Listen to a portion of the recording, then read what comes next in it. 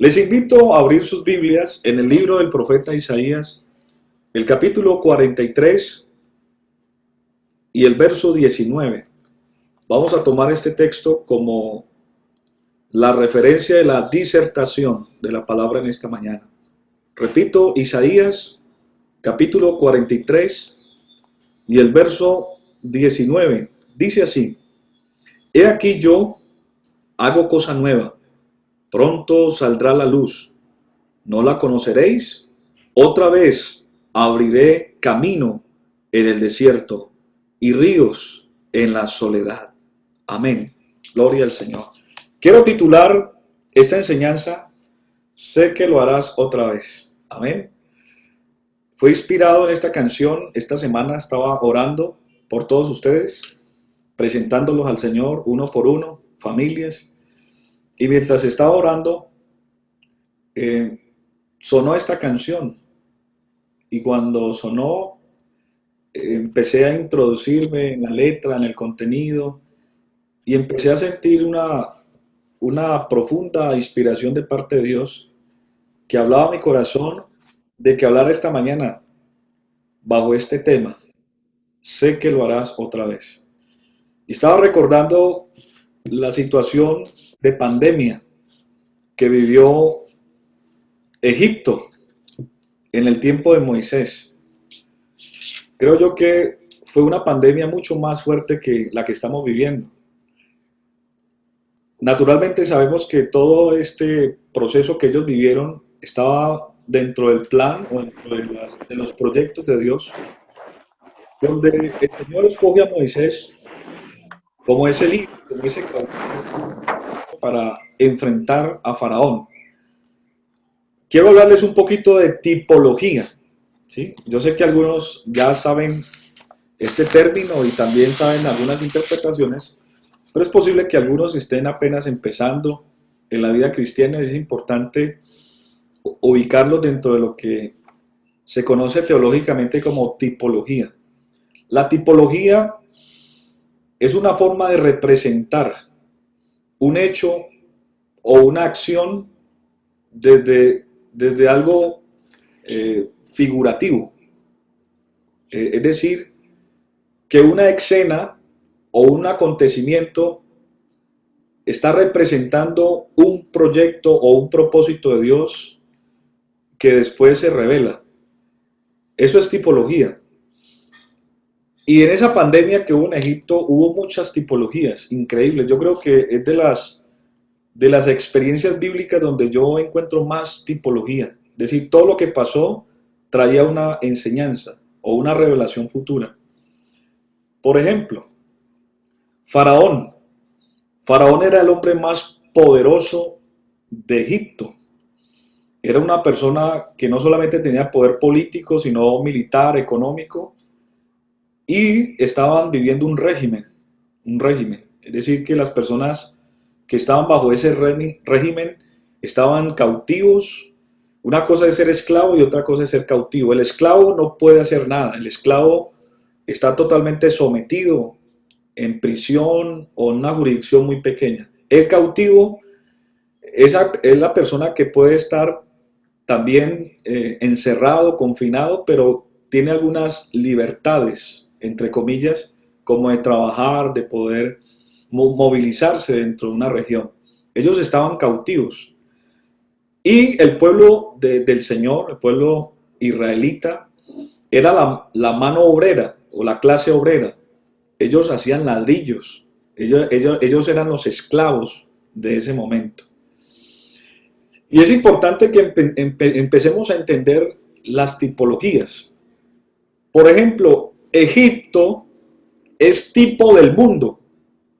Egipto es tipo del mundo porque el mundo somete. El mundo, dice la Biblia, que el mundo entero está bajo el poder del maligno. Y cuando no conoce al Señor, uno está dentro de un mundo, no hablando del mundo como tierra, sino del sistema. Y es un sistema que cautiva. Eso pasaba con Egipto. Egipto era tipo del mundo y Faraón era tipo del diablo, ¿sí?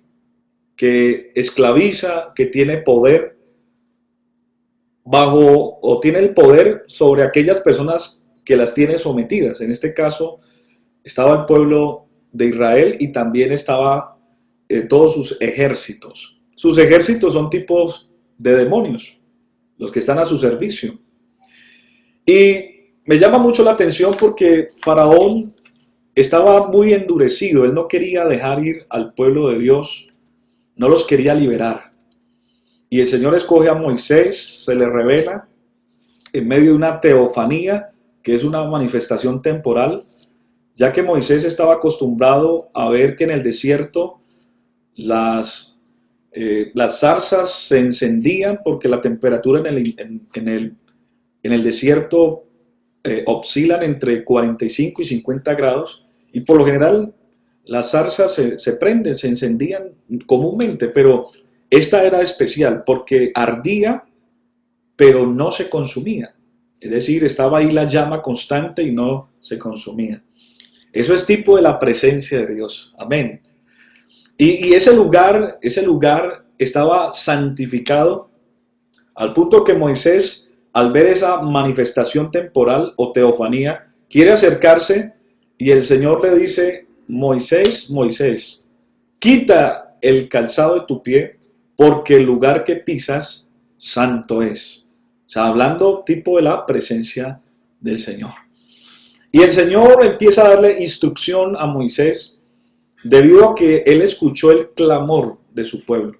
Por eso es tan importante entender esto que vamos a hablar, porque esta tipología es lo mismo que estamos viviendo en este tiempo y podemos vivir.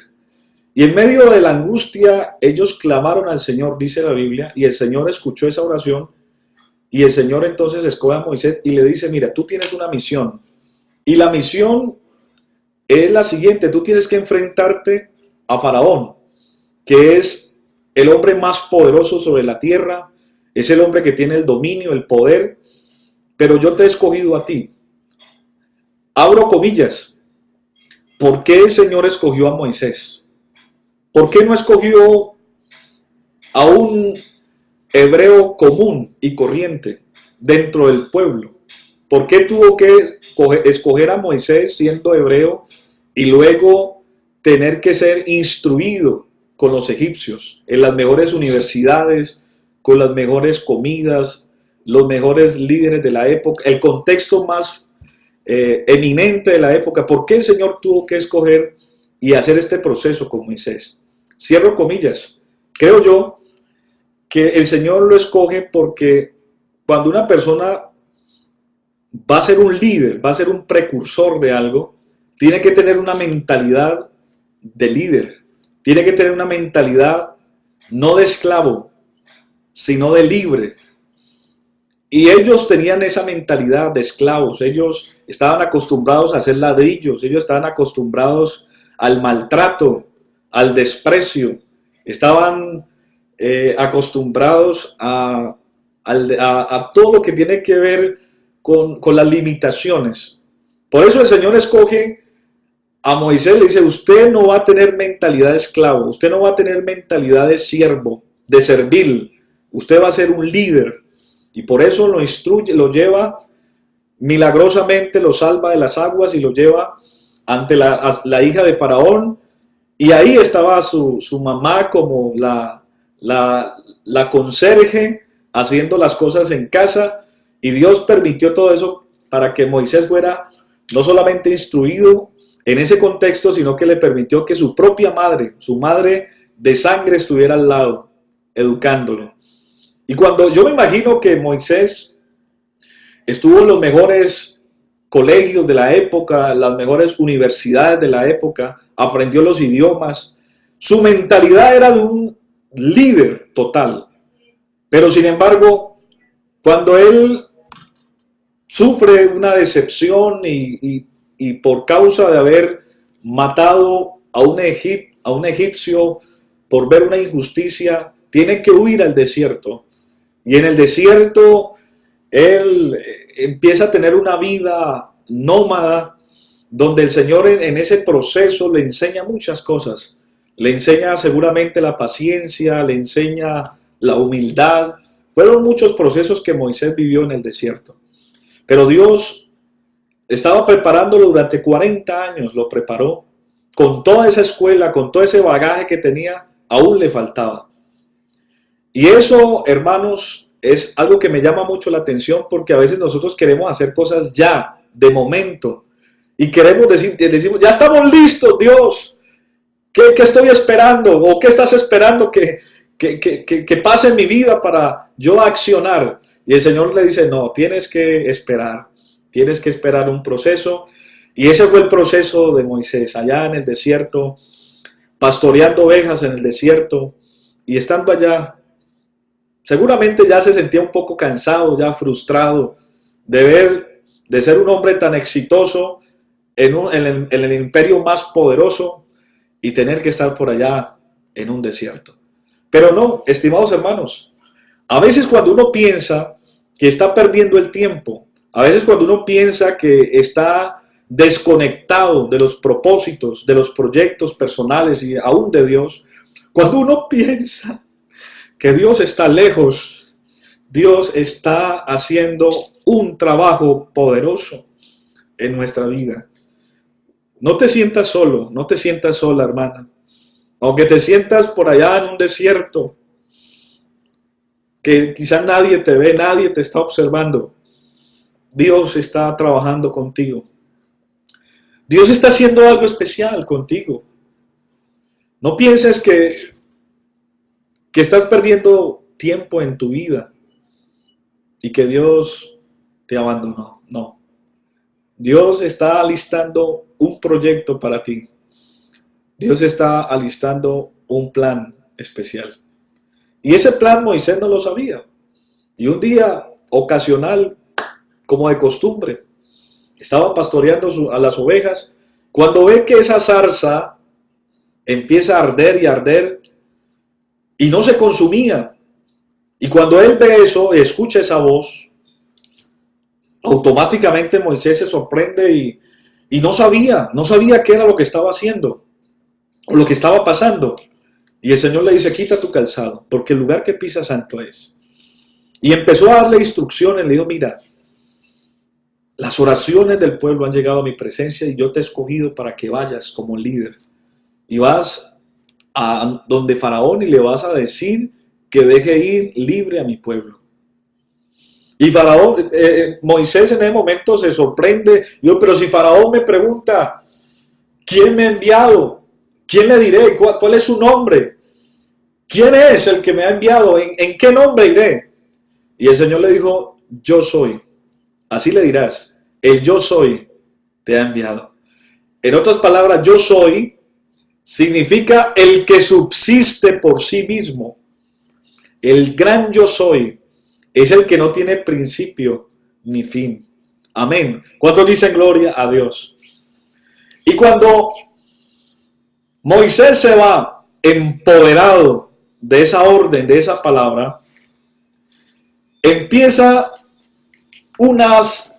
no una plaga, varias plagas a Egipto. Llega la sangre. La plaga de la sangre es que todos los animales del mar, del río, empezaron a morir. Llega la plaga, no del coronavirus, llega a las ranas. Imaginen, ranas por todo lado. Y algo muy curioso, y es que las ranas, escuchen esto, los egipcios creían en la reencarnación. Y dentro de la idiosincrasia egipcia se creía, y de una forma muy devota, que cuando moría un familiar, reencarnaba en una rana. Entonces, imagínense ustedes la incapacidad y la impotencia de ellos al ver de que se levantaban ranas en el baño, ranas en el inodoro, ranas en la cocina, ranas en la cama, ranas en la comida, ranas por el camino, rana en todo lugar, y ellos querían matarla, pero decían, de pronto es mi abuela, o de pronto es mi papá. Imaginen la impotencia de yo no poder matar esa peste porque consideraban que podía ser uno de sus ancestros. Y no solamente la plaga de la rana, cayó una plaga sobre el ganado, cayó úlcera sobre ellos, granizo, piojos, moscas, langostas, tinieblas, el sol se oscurece. Imagínense, hermanos, y nosotros con una gripita, que algunos dicen gripita, ¿no? Pero miren estas plagas, mucho más potentes o no, hermanos. ¿Qué opinan ustedes? Mucho más potente. Estas plagas atacaron la economía, porque mató el ganado. Las langostas mató todos los sembríos. Ellos eran una cultura agrícola y ganadera. Les acabó con toda su economía. Les afectó su parte moral porque, y aún de su fe, porque para ellos el Dios más grande era el sol, ¿sí? Nimrod, el sol, y el sol se oscureció.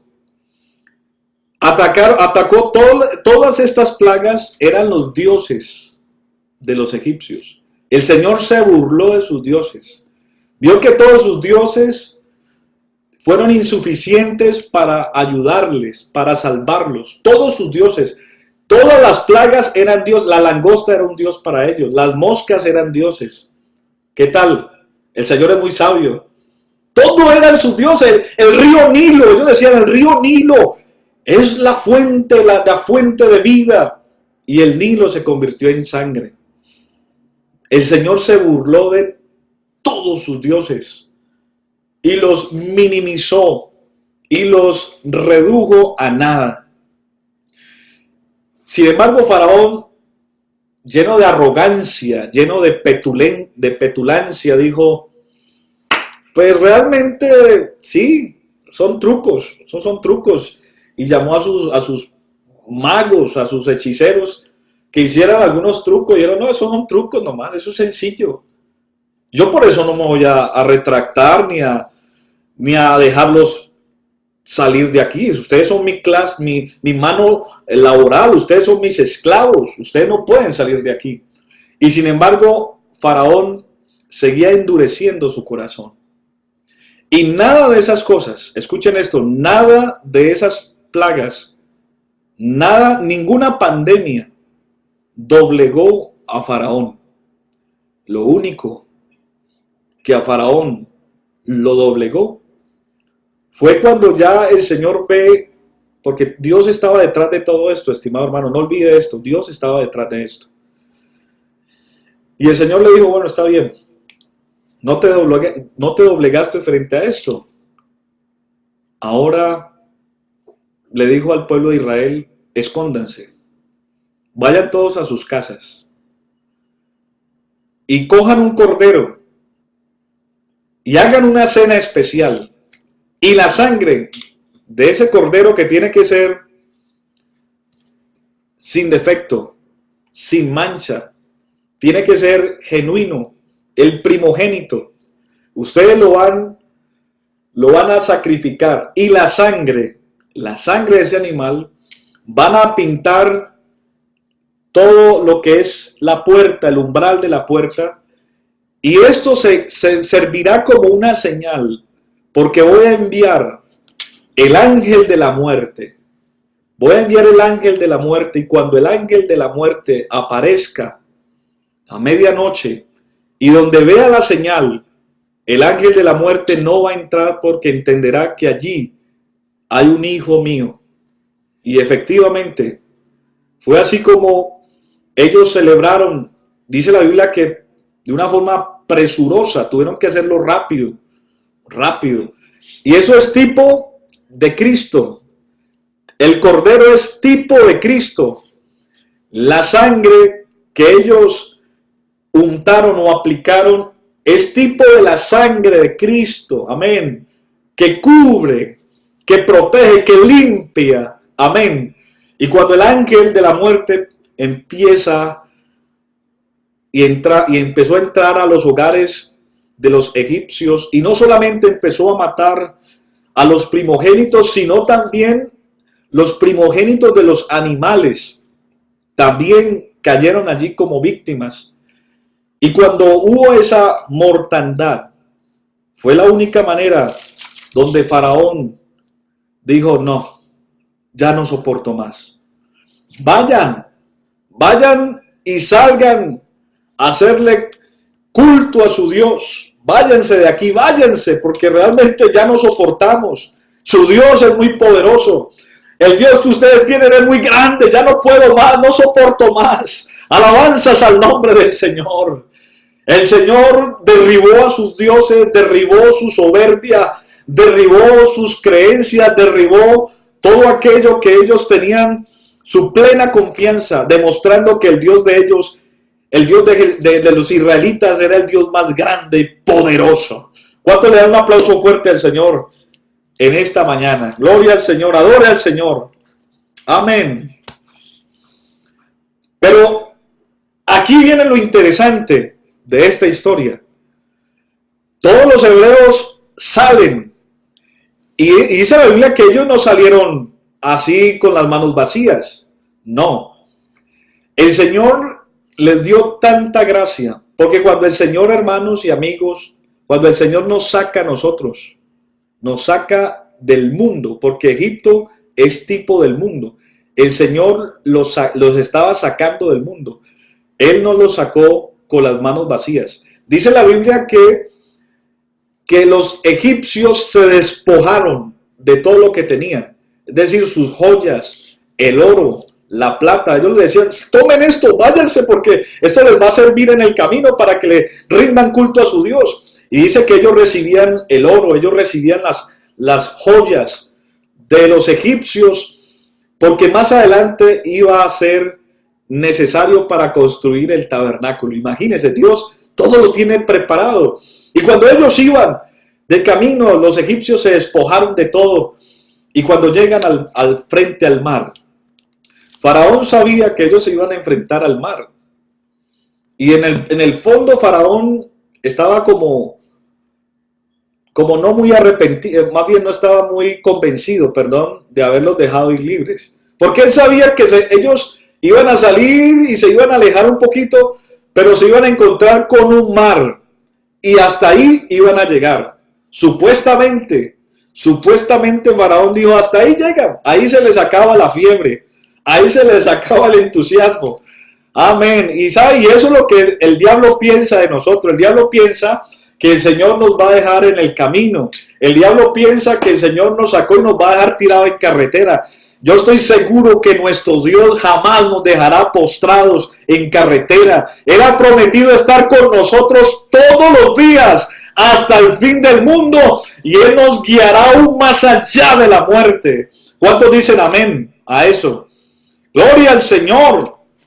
Éxodo 14 y el verso 1 habló Jehová a Moisés diciendo: di a los hijos de Israel que den la vuelta y acampen delante de Pi-Hamirot, entre Migdol y en el mar de Baal-Zephón. Delante de él acamparéis junto al mar.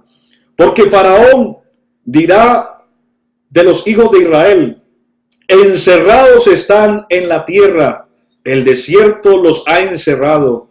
Y yo endureceré el corazón de Faraón para que los siga, y seré glorificado en Faraón. Ojo con esto: seré glorificado en Faraón y en todo su ejército, y sabrán los egipcios que yo soy Jehová. Y ellos lo hicieron así.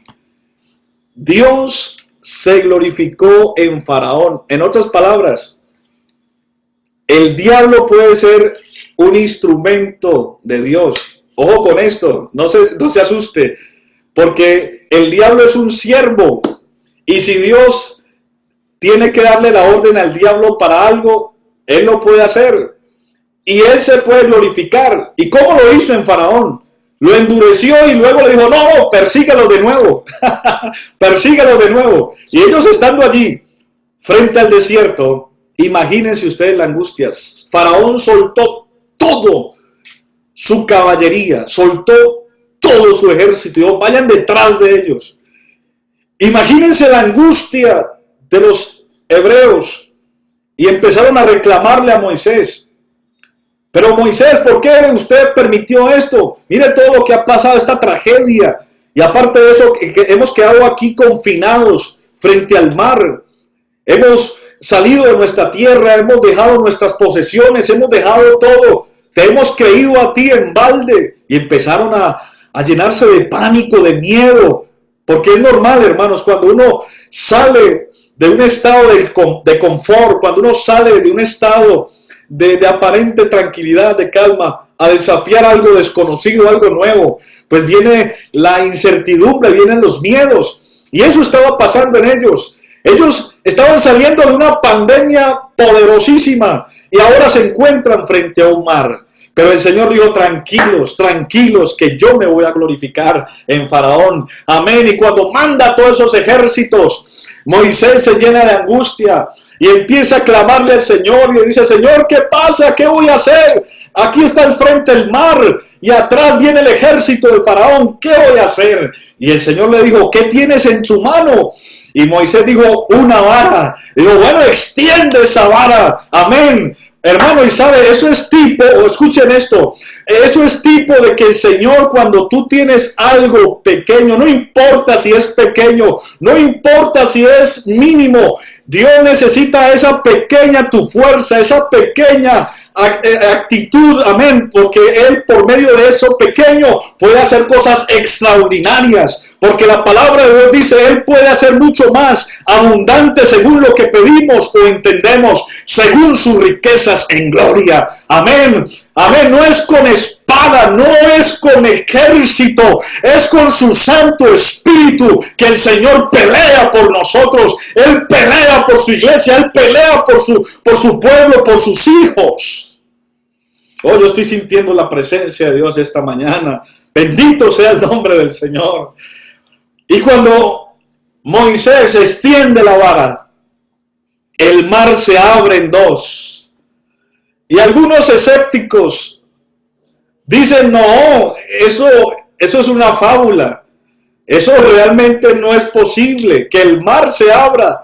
No, mire, hemos investigado y de acuerdo a algunos estudios científicos, nos hemos dado cuenta, de estudios antropológicos, donde nos hemos dado cuenta que el mar en ciertas temporadas baja su nivel y soplan vientos muy fuertes al punto de que a veces hace posible que en ese sector del mar se pueda transitar aún con el agua en los tobillos.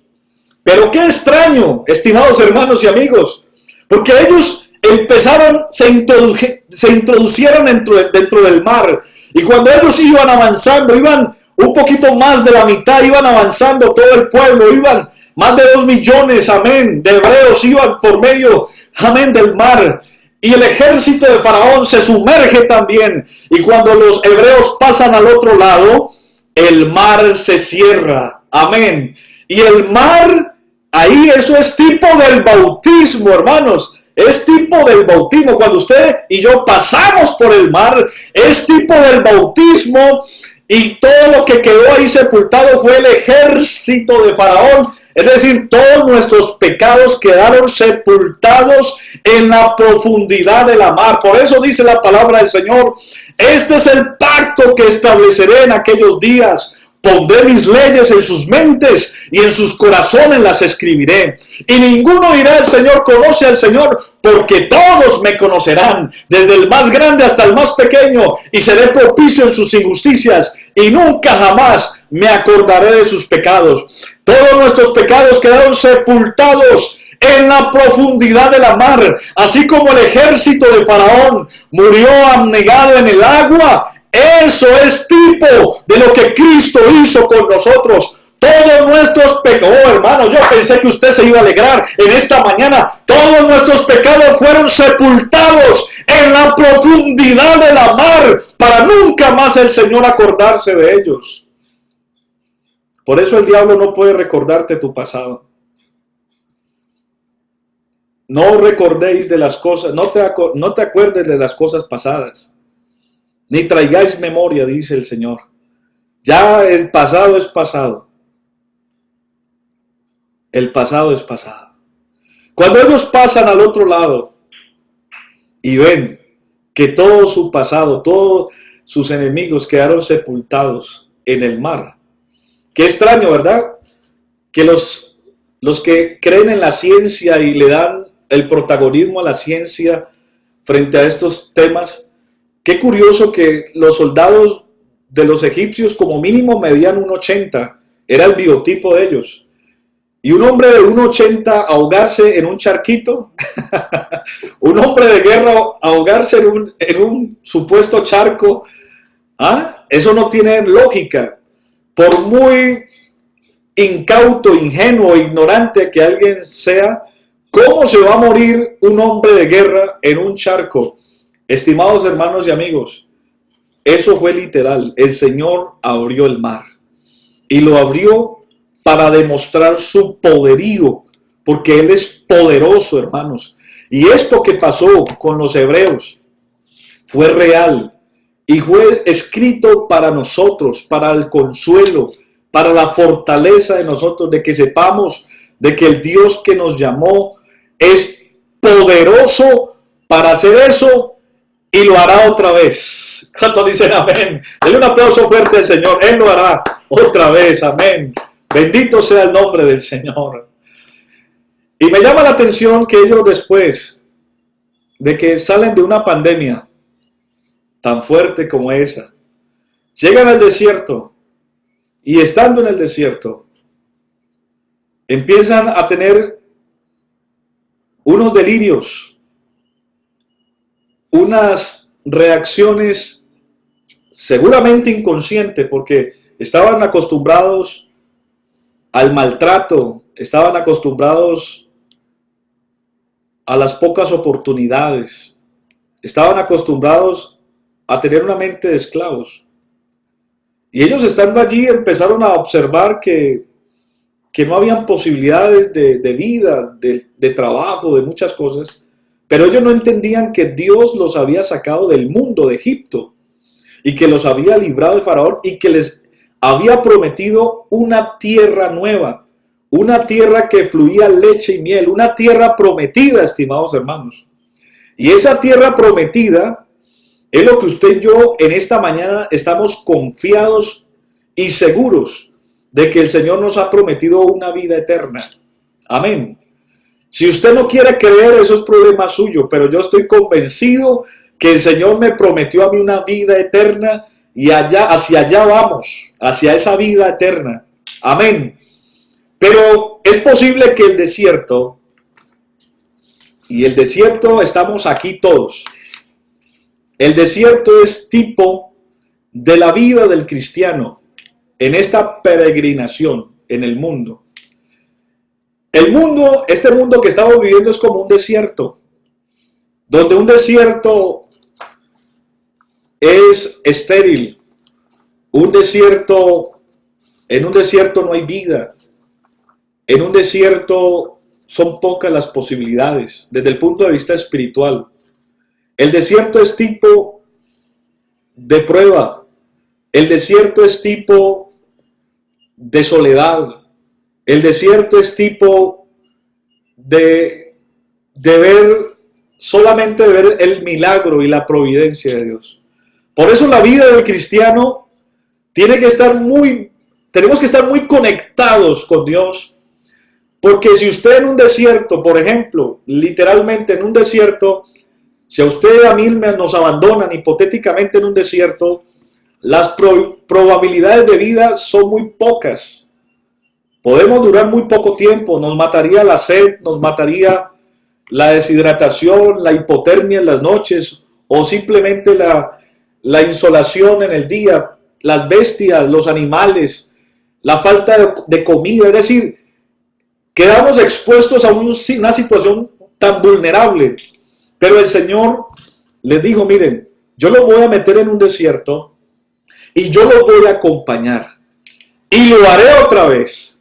Así como allá estuve con Faraón y los guardé de una pandemia, ahora los voy a guardar aquí en un desierto, donde en este desierto ustedes no hay centros comerciales, no hay tiendas, no hay outlet, no hay promociones de nada, no hay recursos económicos, pero a ustedes nunca se les va a envejecer su vestido y el calzado nunca se les va a acabar. Y así fue efectivamente, 40 años, hermanos, ellos tuvieron el mismo vestido, tuvieron el mismo calzado. Oiga, y lo milagroso no es que solamente se hubiera conservado en el tiempo, sino como ellos estando pequeños y creciendo y el zapato ir creciendo con el pie. Ese es el milagro de Dios, hermano. Alabanzas al nombre del Señor. Él lo hará otra vez. Él le dijo, yo lo haré otra vez. Así como me glorifiqué, amén, con Faraón, así me glorificaré en el desierto. Ellos en el desierto sintieron sed, estaban deshidratados. Y le dijeron, Moisés, nos vamos a morir de agua. ¿Qué vamos a hacer? Y el Señor le dijo, mira, ahí está esa peña. Háblale. Y estaba tan estresado el pobre Moisés que no le habló, sino que le pegó a esa peña. Y aún el Señor tan misericordioso, con la rabia que tenía Moisés de estar estresado por tanta incredulidad y tanta presión, Dios brotó, escuchen esto, hermano, de una roca salió agua. ¿Quién hace eso? Sino nuestro Dios, hermanos. Y dice que ellos bebían agua, bebían y se saciaron. Alabanzas al nombre del Señor. Este Dios que estoy predicando en esta mañana es tan poderoso que aún hasta nuestros caprichos nos suple. Hasta nuestros caprichos. Él tiene cuidado de todo. Ellos se antojaron, escuchen, se antojaron de punta de anca. Imagínense, de churrasco. Uy, tenemos la boca nos sabe a punta de anca. Señor, me acuerdo allá en Egipto cuando comíamos esos potajes de carne. Y aquí en el desierto, aquí no hay nada. ¿Ah? Tenemos hambre. Y el Señor es tan bueno que hizo salir una nube de codornices sobre el campamento donde estaban asentados. Y cuando estaba ahí, estaban alineados, esas codornices cayeron justamente ahí muertas. Y dice la Biblia, utilizó un eufemismo el escritor, dice que comieron hasta que le salían por los ojos, por las narices. O sea, fue algo tan exagerado que tenían tanta carne que el Señor también los probó.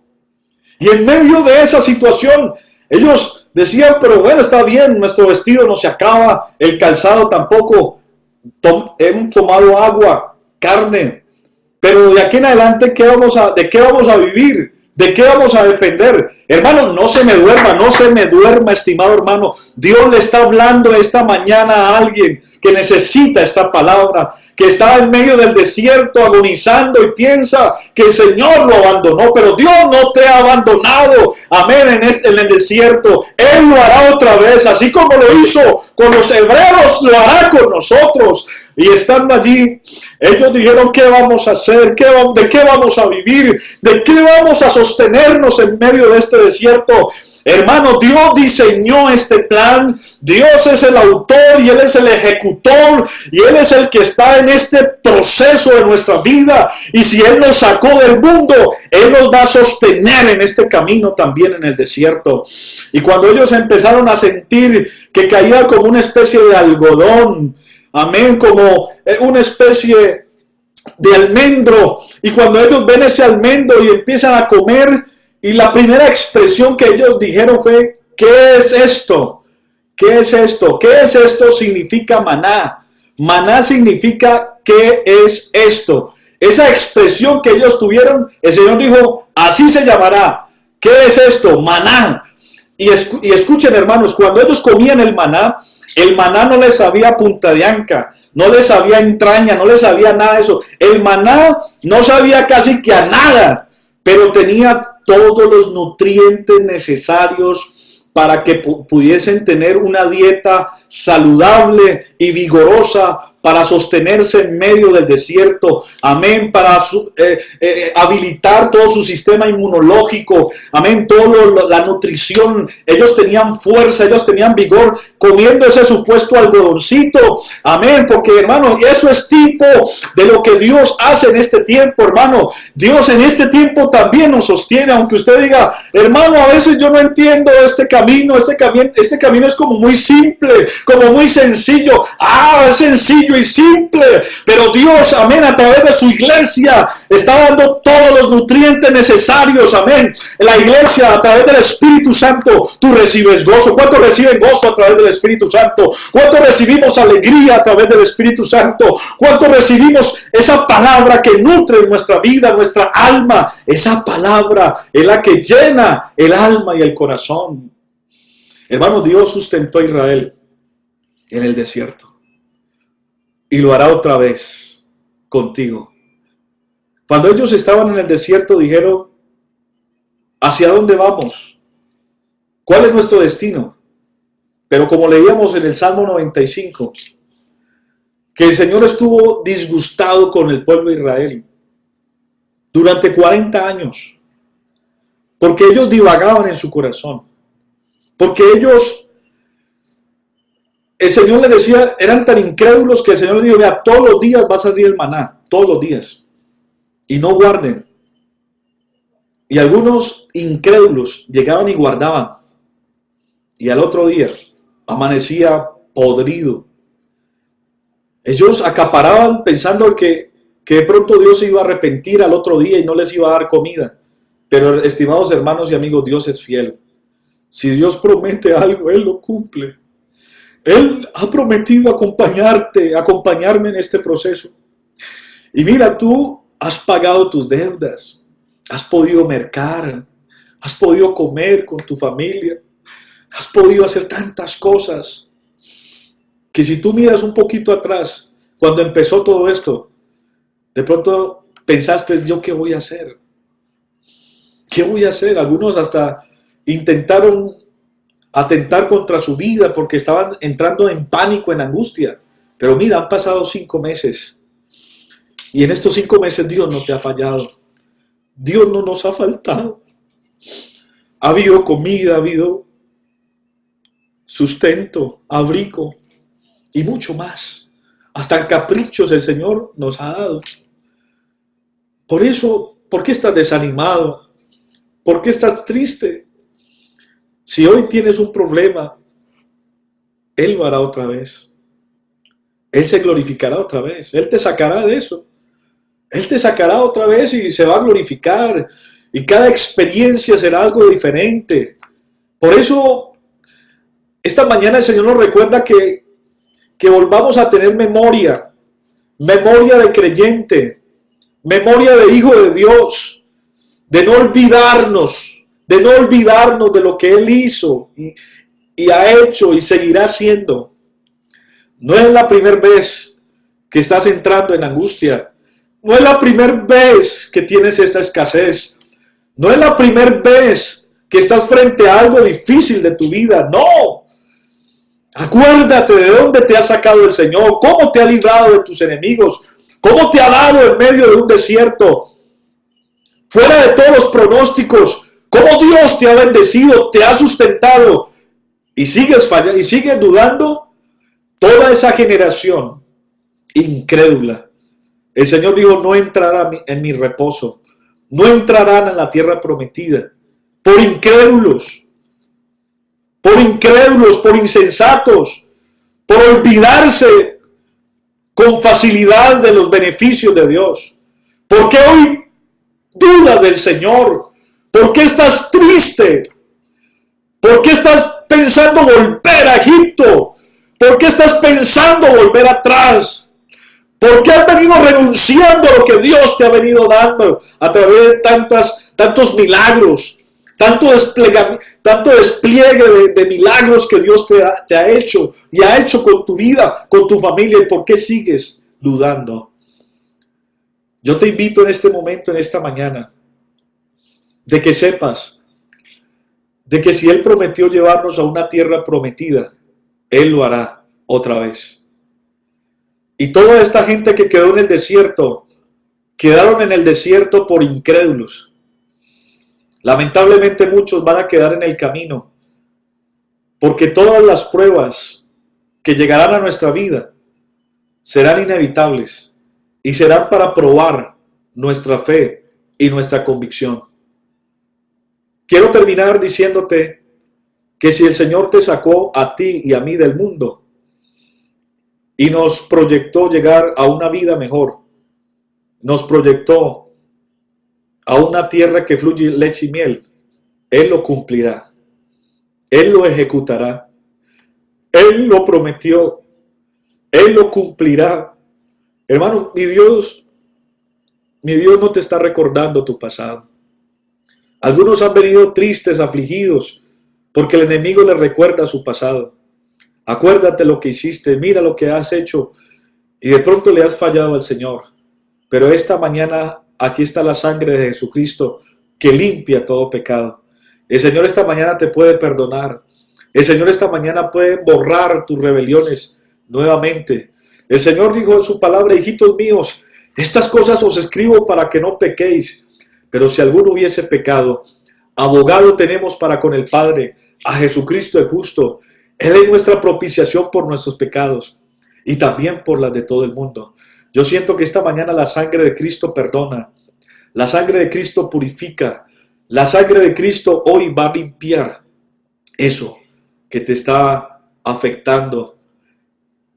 El diablo ha venido para matar, para hurtar y para destruir. Y ha venido acusándote de una forma sistemática.